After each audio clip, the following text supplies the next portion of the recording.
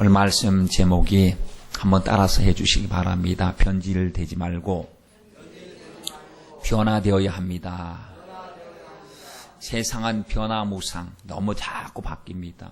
참 안 변하는 것이 무엇이 있을까요?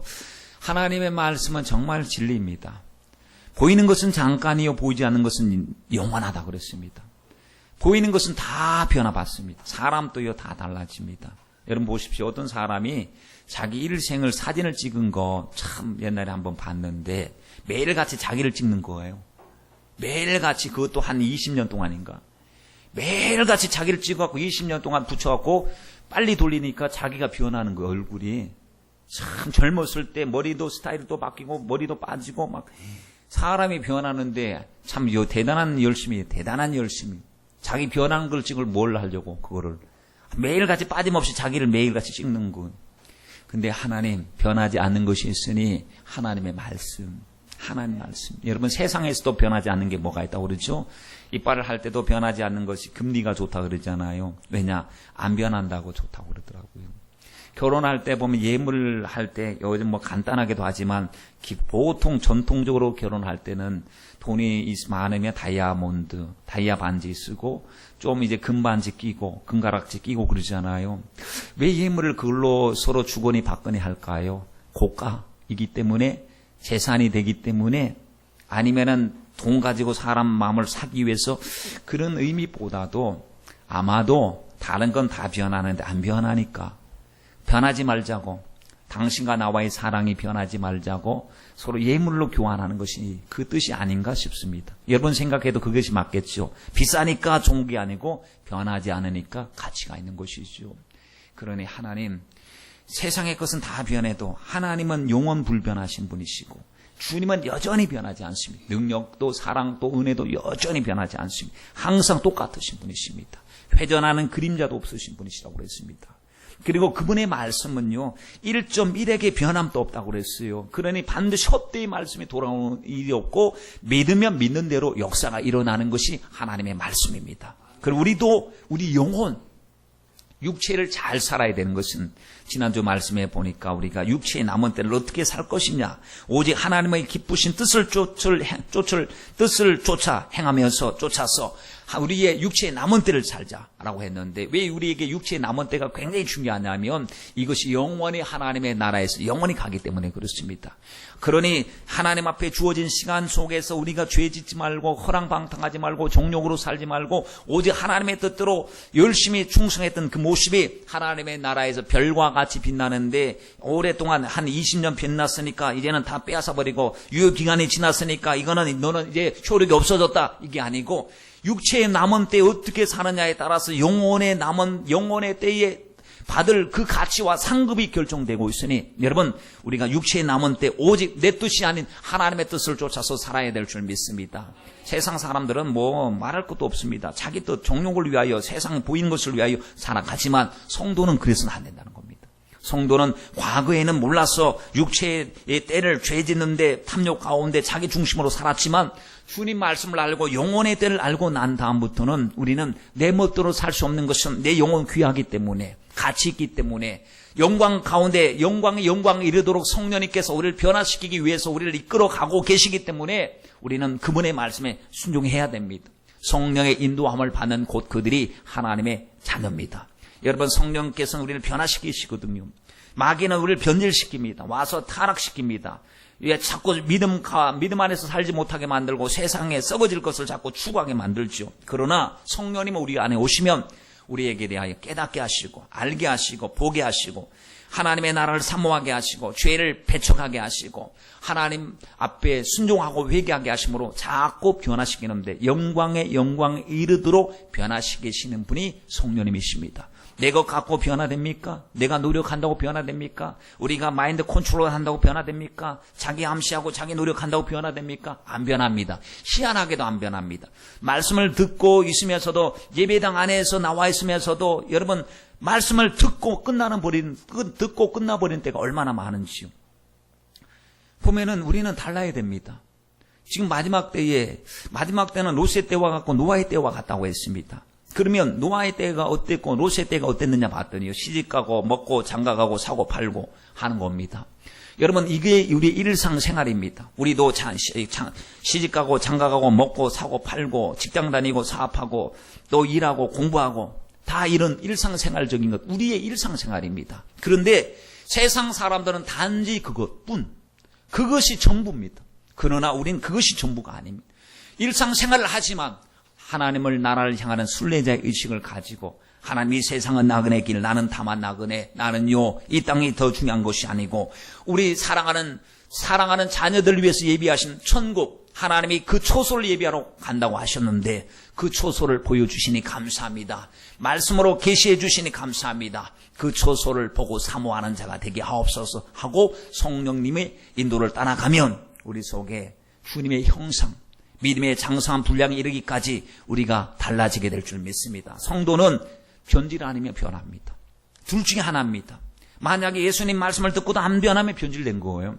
그런 말씀을 듣고 자꾸 하나님 앞에 기도하면서 주님 말씀대로 살아야 되는데 말씀대로 살지 못하는 나를 보고 애통합니다. 하나님 주님 도와주옵소서. 믿음으로 살 수 있는 영령을 주시옵소서. 기도하면요 나는 못해도 주님은 하셔서 변화시켜 주실 줄 믿습니다.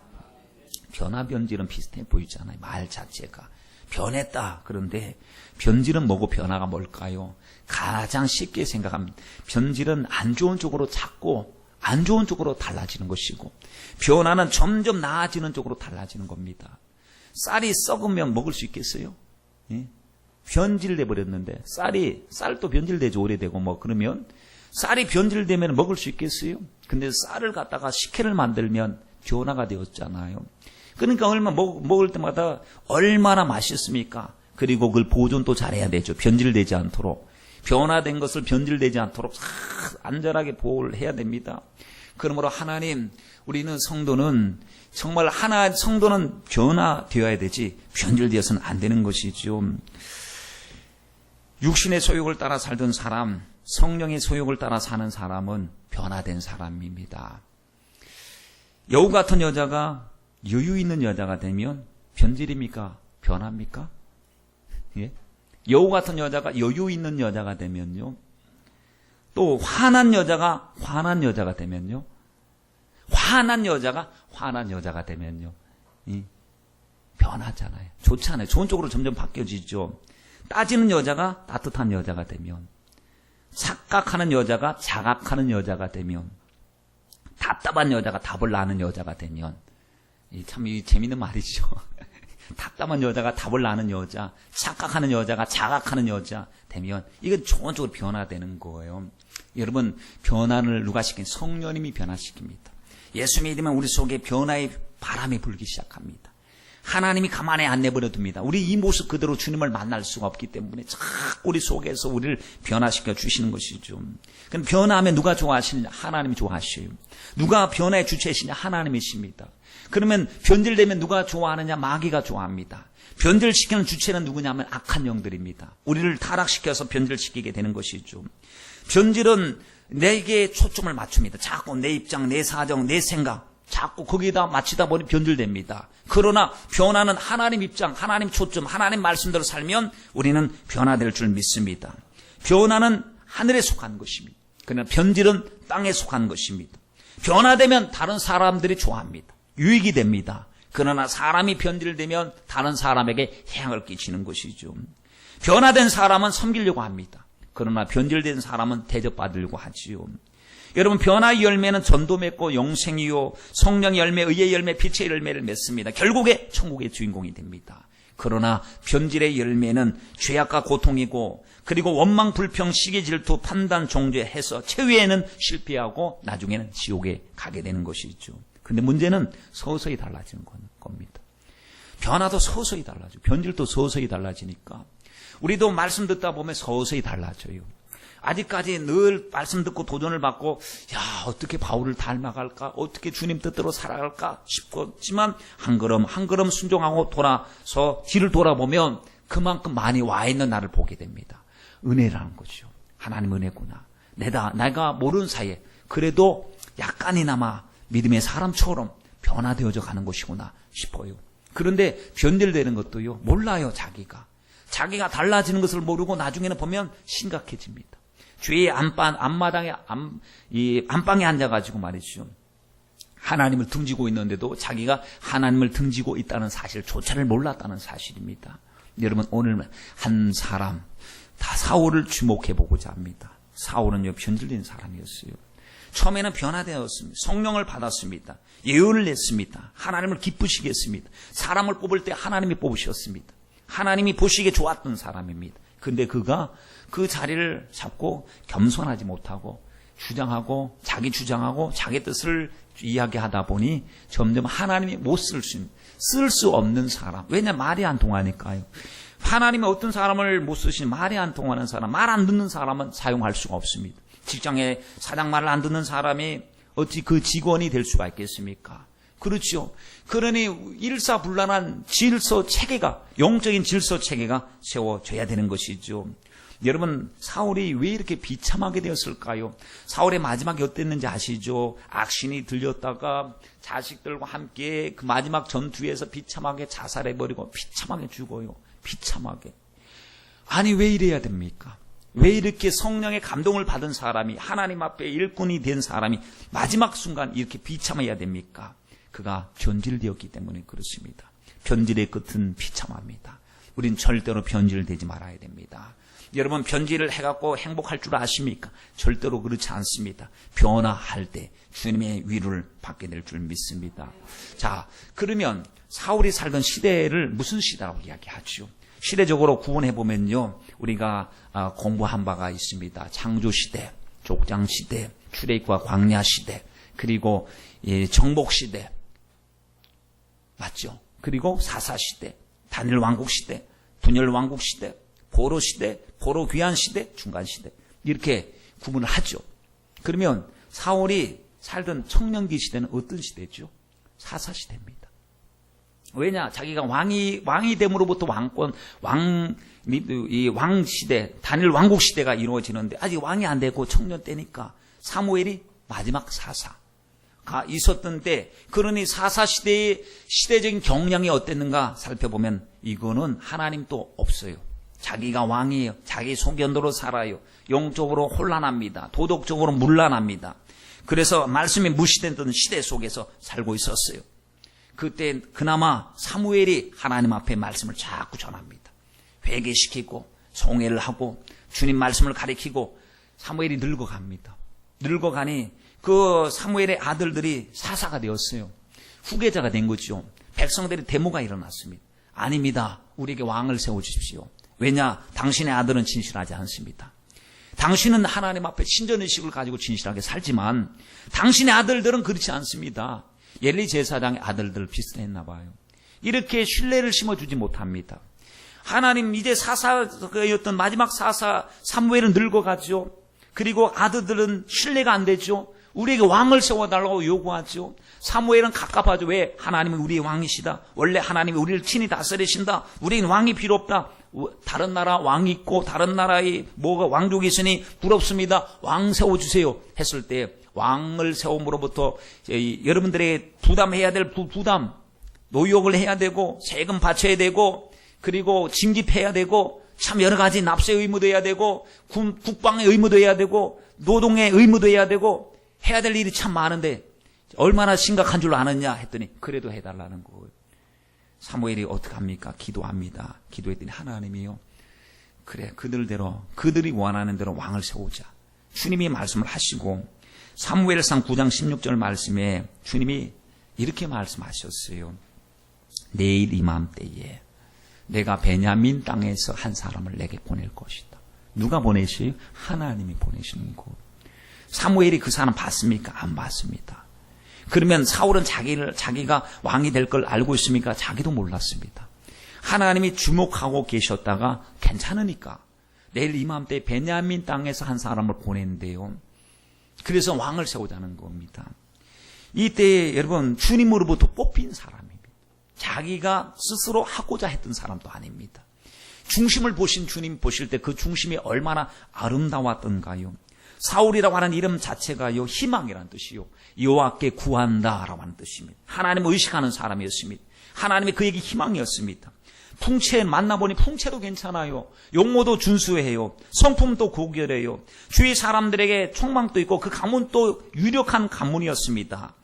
그가 하나님 앞에 쓰임받았을 때 참 진실했습니다. 장점이 많은 사람이었습니다. 사무엘에게 기름을 부음을 받은 후에 사울은 성령이 충만하게 되고 예언하게 되었어요. 그러니 깜짝 놀랐죠. 선지자도 아닌데 막 예언을 하고 성령이 충만하니까. 그럼에도 불구하고 새 마음을 갖고 새 사람이 되었는데 그가 왕으로 기름을 부음을 받았는데 남들 몰래 은밀한 가운데 이런 주고받는 일들이 하나님이 아시고 선지자가 알고 자기가 아는 일이 생겼으니 엄청난 영광스러운 일 아닙니까? 떠벌리고 다니지 않았어요. 공적인 절차가 나와 있습니다. 인정받을 때까지 그는 겸손하고 사려 깊은 사람이었습니다.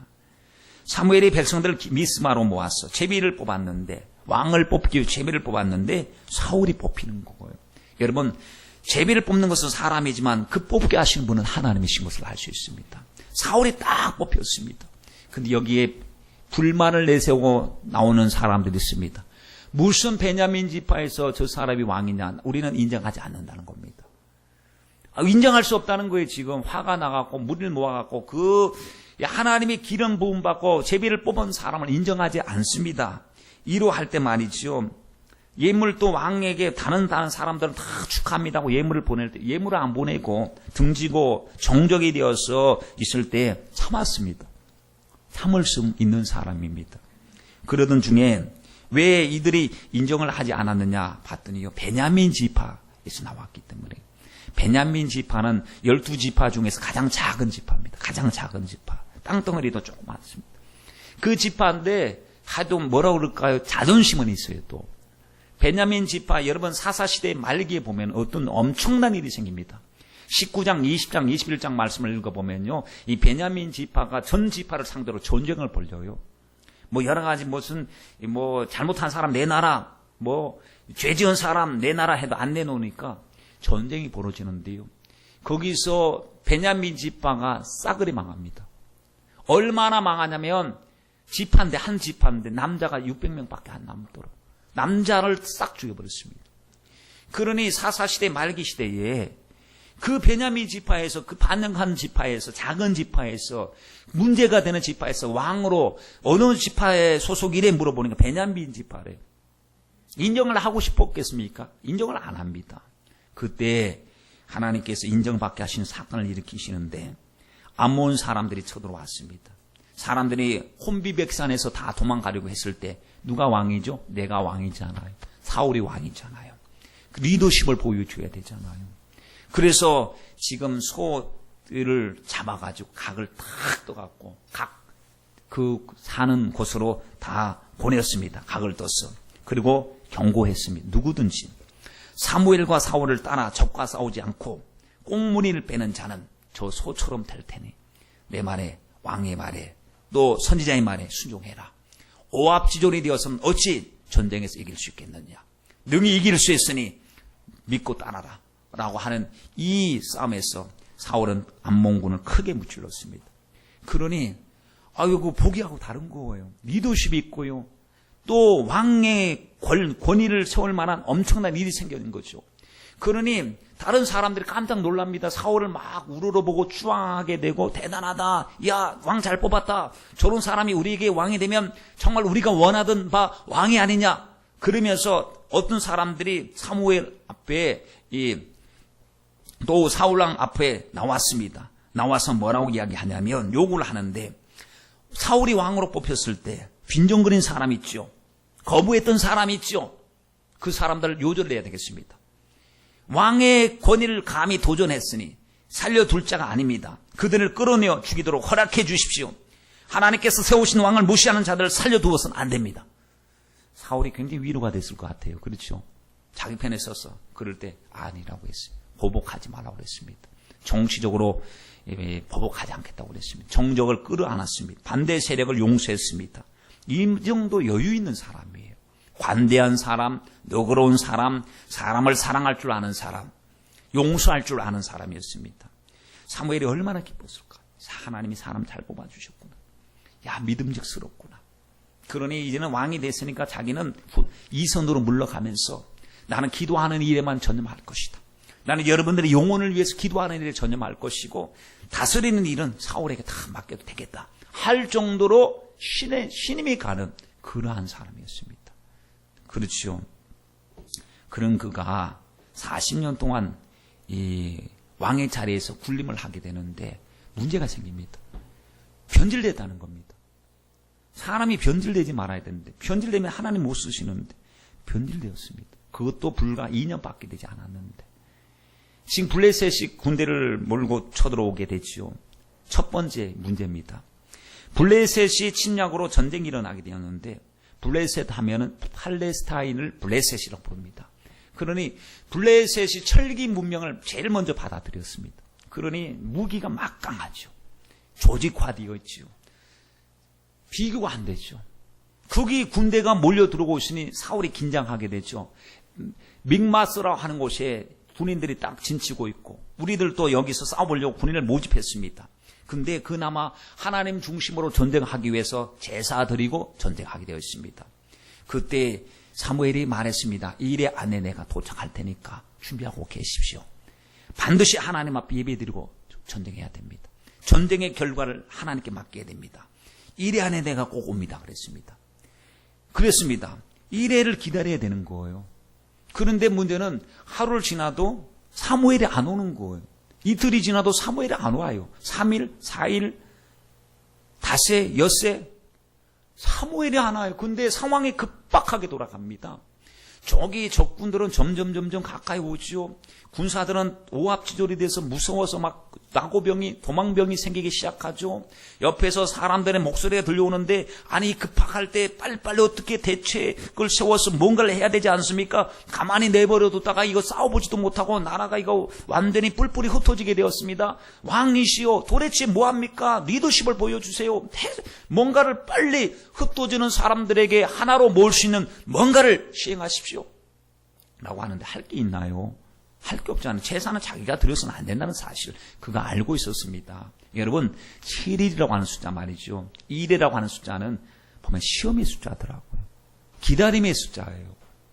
하나님은 꼭 때가 되니까 역사해 주시는데 나만 장군이 요단강에 7번 들어왔다 나왔다 할 때 깨끗하게 마지막 순간에 깨끗이 치료받았습니다.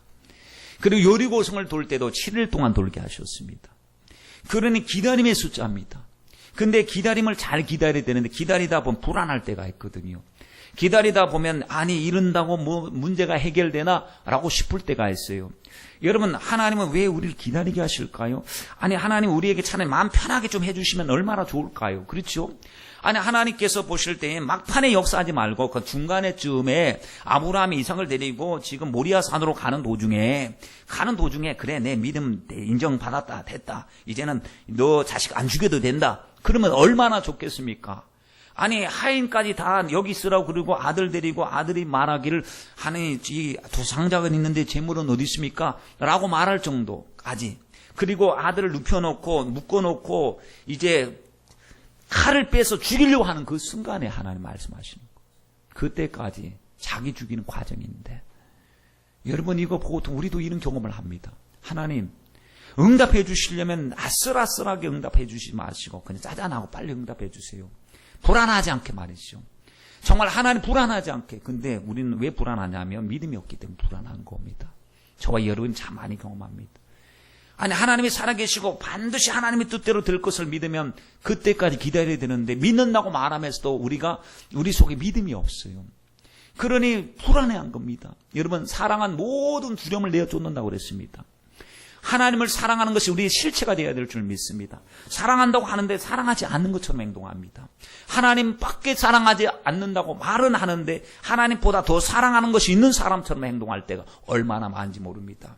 주님이 우리에게 시험하실런지 모릅니다. 지금 이 순간에도 아마 여러분 우리 가정마다 우리의 믿음을 달아보시는 거예요. 이스라엘 백성들이 하나님께서 광야에서 시험을 주셨대요. 왜 시험을 주셨느냐 봤더니요. 저들이 나를 사랑하는지 사랑하지 않는지 나를 청종하는지 내 말에 순종하는지 여부를 알기 위해서 주님이 여러 가지 시험을 주셨더니 시험에서 넘어지는 사람이 있고 시험에서 이기는 사람이 있었다는 겁니다.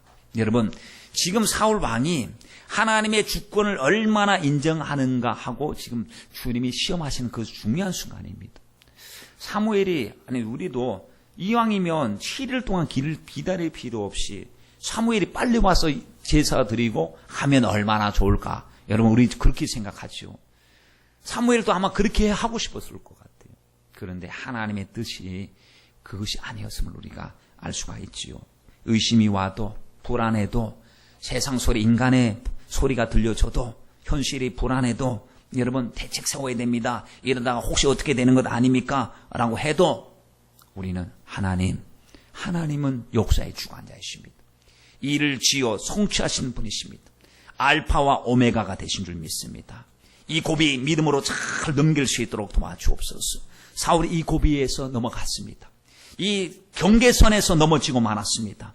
이 아주 중요한 때 믿음 안에 순종해야 될 때 순종치 못하고 에라 못 참겠다. 에라 못 참겠다. 내 방법으로 하다. 내 식으로 하자. 이거 주님이 다 하실 거야. 지금까지 기다린 거, 인내한 거, 기도한 거 다 하실 거야. 그런데 마지막 순간엔 아니거든요. 마지막 순간엔 내 멋대로 해버린 거예요. 내 임의로 해버린 것입니다. 자기가 번제를 드려버린 것입니다. 그때 사무엘이 딱 도착했습니다. 희한하죠. 1시간만 기다렸더라면 됐는데. 번제와 화목제를 드릴 때 번제를 마칠 쯤에 도착했으니 시간 얼마 안 걸린 때예요.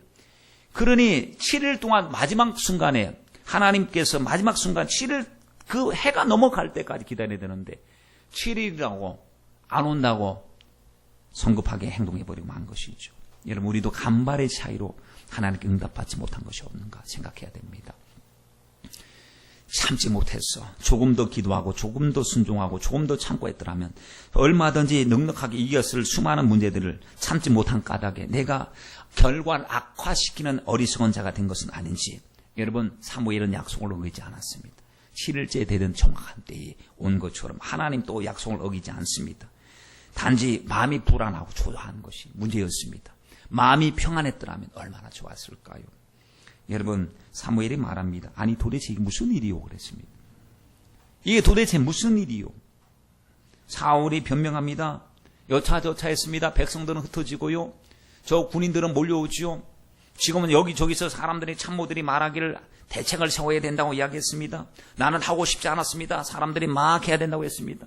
부득이하게 했습니다. 뭐예요? 자기는 원하는 게 아니었대요. 근데 떠밀려서 상황에 떠밀렸기 때문에 부득이하게 그랬다는 것입니다. 여러분 근데 우리는 여러분이 만약에 그 위치에 그 자리에 있었다면 사울 편을 들었을는지도 모릅니다. 왜냐하면 사울 억울한 면이 있거든요. 사울은 억울한 면이 있어요. 해보려고 했거든요. 마지막까지 해보려고 했었어요. 근데 문제는요. 사람들은 동조하고 사람들은 지지해도 하나님이 지지를 안 하시고 주의 종인 사무엘이 지지를 안 해요. 오히려 그 일이 망령된 행동이래요. 아니 지금까지 그렇게 수고한 것을 전혀 인정을 안 해주고 망령된 행동을 했다는 것입니다. 여러분 신앙생활이 무엇이냐? 하나님의 말씀에 대한 절대적인 자세를 갖는 것입니다. 절대적인 자세가 뭐냐? 사드락 메삭 아벳느고가 우상에게 절해라 했을 때 죽어도 안 하겠다는 겁니다. 왜냐하면 나는 죽어도 하나님 말씀 지켜야 된다는 절대적인 자세가 있었기 때문에 쉽게 자기를 방치하지 않았습니다. 그 친구들과 더불어 채식 먹는 문제도 그랬고요. 다니엘의 기도의 목숨 건 문제도 그랬습니다. 기도에 대한 자세가 절대적이었고 하나님 우상 숭배하지 않는 것에 대한 자세가 절대적이었습니다. 그 절대적이라고 하는 것은 가장 중요하기 때문에 다 잃어도 그것은 포기할 수 없는 그것이 절대적인 것입니다. 여러분 세상 소리에 귀 걸리니까요. 형편에 따라서 움직입니다. 그러나 주님의 말씀에 귀를 기울이면 우리는 말씀에 따라 움직여야 되는 하나님의 사람인 것을 알 수가 있는 것이죠. 왕이라고 제사장이 이를 침범했습니다. 여러분 그걸 무엇으로 용납받을 수 있겠습니까? 우사가 법궤를 만지는 순간 동계는 우리가 다 알고 있습니다. 법궤를 사랑한 까닭입니다. 법궤가 혹시 손상될까 봐 무너지는 법궤, 떨어질 것 같은 법궤 보호하는 차원에서 법궤를 만졌대요. 그런데 법궤를 만지자마자 하나님 치워버리셨어요. 죽으셨어요. 왜? 제사장 외에는 허락되지 않는 자 외에는 법궤를 만지는 것이 허용이 되지 않기 때문에 그렇습니다. 억울해 보이지 않아요. 인간의 입장에서는요. 그런데 하나님은 질서의 하나님이십니다. 여러분, 그러니 역대하 26장의 우시아 왕이 나라가 부강해지고 교만해지니까요, 자기가 성전에 들어가서 분향을 했대요. 그 분향하는 것은 왕의 몫이 아닙니다. 문둥병이 걸려서 죽을 때까지 별궁에서 살았어. 비참하게 죽었습니다. 하나님, 우리는 사울의 처지를 동정하거나 수긍하는 입장이 있지 않게 하시고 사무엘의 입장을 견지하게 하옵소서. 하나님, 하나님의 입장 편에 서게 하옵소서. 수많은 사람들은 그 사람 입장을 두둔해 줍니다. 오늘날도 마찬가지입니다. 어쩔 수 없었다는 입장에서 두둔해 주는데, 우리 주님은 오직 하나님의 말씀하신 그 진리 편에서 판단하실 때 보세요. 12절 말씀에 그러니까 사무엘상 13장 12절 말씀에 뭐라고 얘기했느냐. 이에 내가 이르기를 블레셋 사람은 나를 치러 길갈로 내려오거늘. 아주 다급하죠. 상황이 굉장히 다급합니다. 근데 내가 여호와께 은혜를 간구치 못하였다 하고 부득이하여 범죄를 드렸대요. 부득이했다는 것이 마귀의 수법입니다. 부득이한, 우리들도 항상 말할 때 부득이하기 때문에 라고 말을 합니다. 이 부득이함은 이유가 있는 거예요. 분명히 이유가 있어요. 근데 이 부득이함 때문에 사울 왕은 하나님의 말씀에 불순종해버리고 말았지요. 부득이하기 때문에 주를 성수 못합니까? 부득이하기 때문에 11조 하나님 앞에 드리지 못합니까? 부득이해서 기도 못했습니까? 부득이해서 사람 사랑하지 못했습니까? 부득이해서요. 무슨 그 부득이함이 어떤 부득이함인데? 주님의 말씀을 짓밟고 그 먼저 해야 될 그 부득이함이라고 하는 것이 도대체 하나님을 사랑하는 우리들에게 있어서 그 부득이함이 하나님보다, 말씀보다 더 귀중한 부득이함이었는가 생각해 보면서, 하나님, 때문이를 이기고 핑계를 이기고 부득이함을 이길 수 있는 신앙의 용력을 주셔서 신앙생활할 수 있도록 도와주옵소서. 성경에 보니까 히브리서 11장에 이런 사람들은 세상이 감당할 수 없는 사람이다, 이런 얘기가 나옵니다. 뭐냐면 이 사람들은요, 어떻게 해도 안 넘어갈 사람들, 부득이함을 아무리 갖다 줘도 안 넘어가는 사람들, 예수만 생각하고 예수님 뜻만 생각하고 나의 행동의 자원이 주님의 말씀인 사람, 나를 움직이는 동력이 바로 주님의 말씀인 사람, 그런 사람들은 마귀가 어찌 해볼 수 없는 사람이니까 하는 말이 세상에 감당치 못할 사람들이래요. 여러분, 우리가 성령 충만할 때 성령님은 모든 부득이함을 이길 수 있는 용력을 더하여 주실 줄 믿습니다. 다윗을 보세요. 다윗이 신앙생활할 때 아주 널널해서 성공했습니까? 다윗이 막 쫓겨다니고 내일 일을 모르고 오늘 목숨이 경각에 달려있는데 여유 있어서 사울을 용서하고 뽐내기 위해서 내가 용서한다 그랬습니까? 부득이함을 얼마나 주장할 수 있습니까? 나 죽기 싫어서 내가 그 사정이 되면 내가 가만히 있을 수 없어. 가만히 있으면 내가 죽는데 부득이하기 때문에 어쩔 수 없이 사울을 죽여야 됩니다. 옆에서 얼마나 많이 말했습니까? 그러나 그는 마음을 확정짓고 부득이함을 이겨야 된다. 주님의 말씀으로 부득이함을 이겨야 된다 그랬습니다. 여러분, 에녹을 보세요. 에녹이 300년 동안 주님과 동행할 때 그 시대가 아주 폐역한 시대였습니다. 노아의 시대도 그 시대가 아주 이 노아의 입장을 두둔해 주거나 잘한다고 칭찬해 준 게 아닙니다. 노아를 비난했습니다. 믿음 생활 못하겠습니다. 부득이하게 신앙생활 발목을 잡는 일들이 참으로 많았습니다. 그러나 노아는 믿음으로 살았습니다. 요셉도 그랬고 다니엘도 그랬습니다. 아브람도 그랬습니다. 아무리 급해도 나는 주님의 방법으로 살아야 된다 했습니다.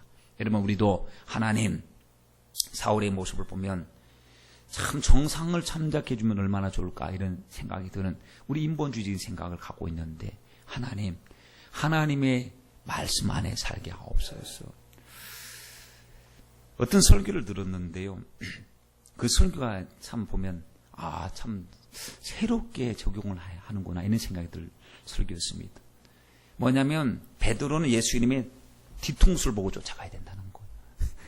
설교할 때. 근데 주님의 얼굴을 봤다는 거예요. 이 뭐냐면 주여 그래서는 아니 됩니다, 이렇게 얘기한 거. 사단아, 내 뒤로 물러가라. 너는 내 앞에 설 존재가 내 뒤에 서야 될 존재다. 다시 말하면 뭐냐면 주님이 왕이시고 주님이 주권으로 일하시는데 그 길을 가로막는 것은요, 이거는 도전이거든요.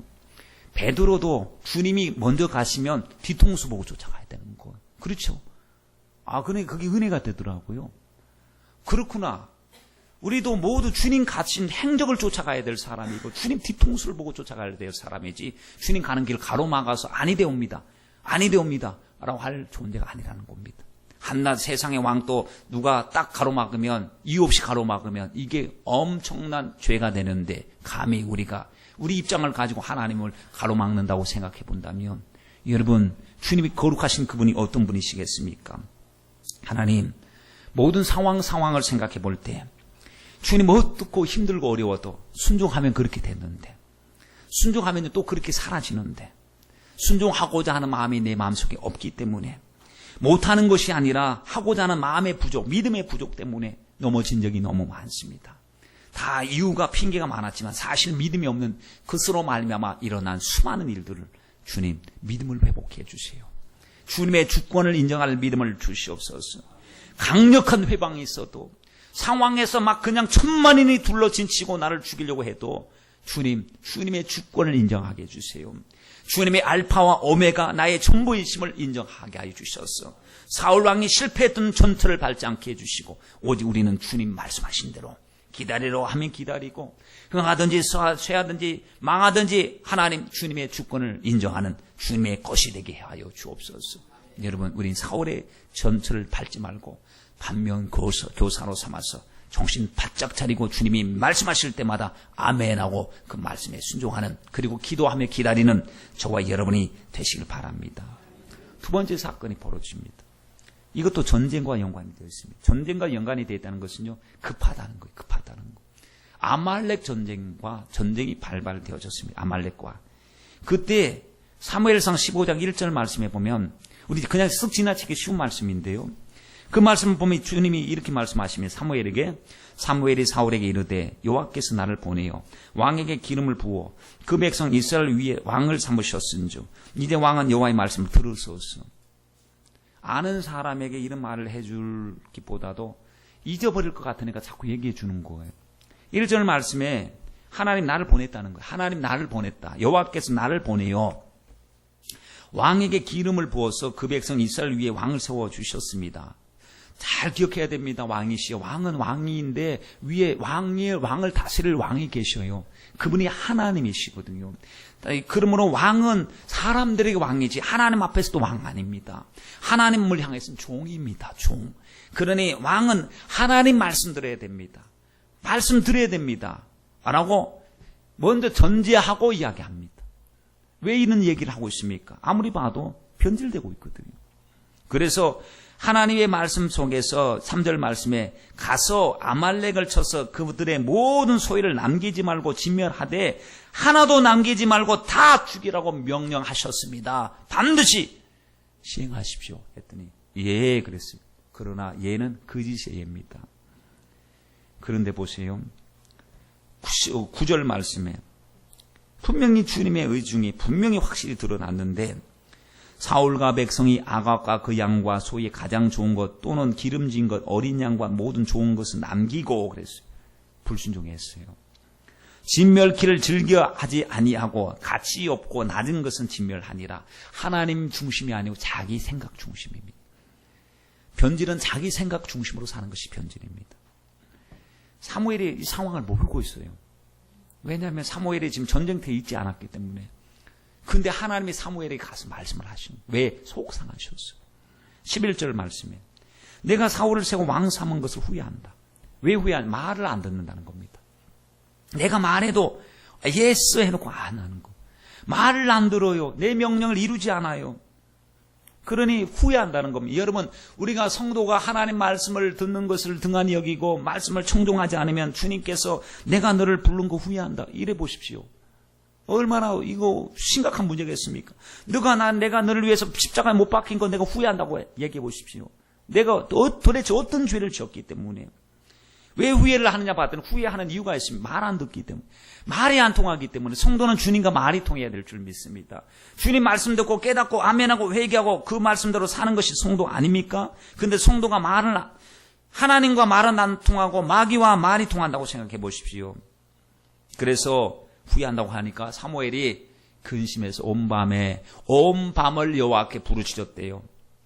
주의 종의 마음이요. 작정 기도하고 철야 기도한 거예요. 눈물로 기도한 것. 무슨 기도 제목이었을까요? 여러분 무슨 기도의 제목이었을까요? 전 궁금하더라고요. 아니 사무엘이 온 밤을 세워가면서 하나님 앞에 부르짖고 기도하고 간구했는데 뭘 위해서 기도했을까? 주님 용서해 주세요. 귀해 주세요. 주님 정말 불쌍히 여겨주세요. 아마 그렇게 기도했을 것 같아요. 잘 됐습니다. 이렇게 된 것 왕을 갈아치워야 됩니다. 이거 기도하기 위해서 밤을 새우면서 부르짖겠습니까? 그것 때문에 근심하겠습니까? 근심했다는 그 자체가요. 하나님 여지 회복시켜달라고 하는 중보자의 마음을 가지고 간절히 부르짖었습니다. 그리고는 눈을 완전히 밤을 완전히 세우고 나서 그 다음에 찾아가요. 12절 말씀에 사무엘이 사울을 만나려고 아침에 일찍 일어났어요. 그래서 갑니다. 근데 못 발견합니다. 갈멜이라고 하는 곳에 가봤더니요. 자기를 위해서 기념비를 세워놓은 거예요. 아니 그 순간 자기를 위해서 기념비를 딱 세워놓은 거예요. 누가 길이 있고 누가 영광 받으셔야 됩니까? 사람입니까? 왕입니까? 하나님이십니까? 이기게 하신 분, 영광 돌릴 분이 인간입니까? 근데 사람이 교만해지고 변질되면 자기를 보게 됩니다. 자기를 위해서 기념비를 그때 아마도 사무엘이 가슴이 철렁했을 것 같아요. 큰일 났구나. 점점 변질되는구나 싶어요. 그리고 나서 만나서 13절에 이야기 듣는데 뭐라 그러냐? 내가 여호와의 명령을 다 행하였나이다 그랬어요.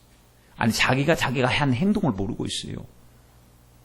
여러분 자기가 어떻게 했는지 자기가 모르고 있다면 이건 착각입니까? 아니면은 거짓에 익숙한 것일까요? 착각이었을까요? 자기가 한 행동을 모르고 순종했다. 아이고 나는 열심히 했다. 나는 상급을 받는다. 착각이었을까요? 아니면 거짓에 너무 익숙한 까닭에 그걸 몰랐을까요? 그때 사무엘이 말을 하죠. 17절부터 왕이 스스로 작게 여기게 될 때, 겸손했을 때, 초심이 있었을 때 하나님이 이스라엘 지파의 왕으로 세우지 않았습니까? 그런데 왜 이랬습니까? 어찌하여 그래 자꾸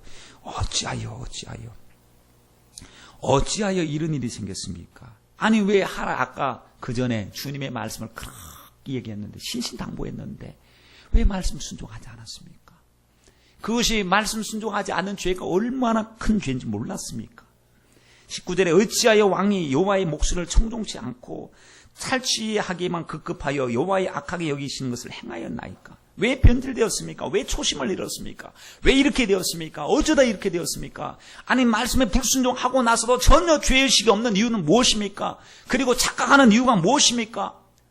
사무엘이 너무너무 속상한 거예요. 지금 사무엘이 너무너무 속상한 거예요. 여러분 지금 이 모습이 꼭 우리들의 모습이 아닌지 살펴봐야 됩니다. 지금 또 주님은 생생하게 주님의 음성을 우리에게 들려주고 있습니다. 듣는 자는 지켜 행해야 되고 청종해야 되고 듣고 순종해야 되는데 마치 우리는 이것 때문에 정말 어쩔 수 없어서 마지못해서 부득이해서 못했다는 이유만 나열하는 그 모습을 가지고 주님 앞에 주님을 사랑한다고 서 있는 것은 아닌지 걱정이 되어서 우리 자신을 한번 현미경을 보듯이 엑스레이 촬영을 하듯이 MRI로 우리 속을 확 들여다보듯이 하나님 앞에 말씀 듣고 기도하고 하나님 앞에 정말 생각하면서 우리 자신을 한번 돌아봐야 되지 않습니까? 하나님, 사울의 모습이 나의 모습은 아닙니까? 사울은 하나님 비참으로 비극으로 끝난 인물인데 하나님 우리 성도는 이래서는 안 됩니다. 우리 가족은 이래서는 안 됩니다. 하나님 주의 일꾼들은 다 주님의 말씀대로 따르고 순종해야 되는데 주님 변명이 통하지 않습니다. 회개하지 않고 변명했습니다. 하나님 가장 좋은 것으로 하나님 앞에 예배 드리려고 했다고 변명하는 겁니다. 이 얘기는 뭐냐면 내가 말이죠 사업을 잘해가지고 주일날도 가서 사업을 잘해가고 부자가 되었고 주님을 위해서 헌신할게요. 이 얘기하고 똑같죠 뭐. 왜냐하면 주님 말씀 불순종하고 나서 나중에는 그게 다 주를 위한 것이라고 이거 핑계를 주님께로 돌리고 있으니 이거 여러분 하나님의 말씀을 불순종했을 때는 우리는 변명이 아니라 회개를 해야 됩니다. 이랬을 때에 본문 이야기를 하는 겁니다. 하나님이 번제 제사를 기뻐하시죠. 그러나 순종하고 나서 제사 드려야죠. 죄를 없이 하고 제사 드려야죠. 내 손에 피 묻히고 불순종하고 죄악 덩어리를 품고 가슴 속에 죄를 품고 제사 드리면 주님이 받으시겠습니까? 안 받으신다는 겁니다. 23절 말씀에 거역하는 것, 하나님 말씀 거역하는 것은 사술의 죄하고 동격이래요. 사술의 죄는 악한 죄입니다. 악한 죄. 아주 꾀를 내어서 아주 작당을 해서 인간적으로 꾀를 내는 악한 죄입니다. 또 완고한 것은 사신 우상에게 절한 죄와 같대요. 완고가 뭐냐면 말씀 앞에서 안 변하려고 안 놓으려고 완고한 것. 이게 뭐냐? 우상 숭배하는 죄와 같다는 거. 말씀 듣고도 안 변하려고 하는 거. 우상 숭배의 죄와 동격이다. 주님 말씀하셨습니다. 여러분, 이 모습을 보면서 하나님 변질되지 않게 해주세요. 말씀 들을 때마다 변화시켜 주세요. 하나님 말씀 들을 때 내 입장, 내 주관, 내 상황 자꾸 이야기하면 변질됩니다. 그러나 성령님께서 우리를 강력하게 도전하시고 내주실 때 하나님께 다 맡기면 망하는 게 아니라 흥하게 되고 주님 뜻대로 살면 내가 얻지 못한 기쁨과 자유함을 더 얻게 될 것이고 내 방법이 아닌 하나님의 방법으로 반드시 승리하게 될 줄 믿사오니 하나님 말씀에 움직이는 훈련, 순종하는 훈련, 하나님 양은 목자의 음성을 알아듣는다고 했사오니 우리는 주님의 어린 양들이오니 주님의 음성 듣고 따라가는 하나님 변화된 주님의 일꾼들이 되게 하여 주옵소서. 결국에 어떻게 되죠? 하나님이 그를 등 돌려버리셨어요. 버려버리셨어요. 버리니까 악신이 들어가요. 그리고 꽉 잡더니 나중에 성령의 사람을 막 핍박하는데 그 수많은 시간 말이죠. 수많은 시간 죄 짓다가 마지막 순간에 비참하게 죽어버리고 마는데 사무엘이 속이 얼마나 상했으면 다시는 안 보겠다고 했어요. 그 이후에 다시도 안 봤어요. 다시는 안 봤어요. 그러니 얼마나 변질의 무서움이 이렇게 무섭습니까? 하나님, 성도는 변화돼야 됩니다. 성령님 변화시켜 주옵소서. 마귀의 괴계 변질의 유혹을 이기게 하옵소서. 하나님 앞에 우리 모두 변화하여 주님의 충성스러운 일꾼 되시길 주님의 이름으로 축원드립니다.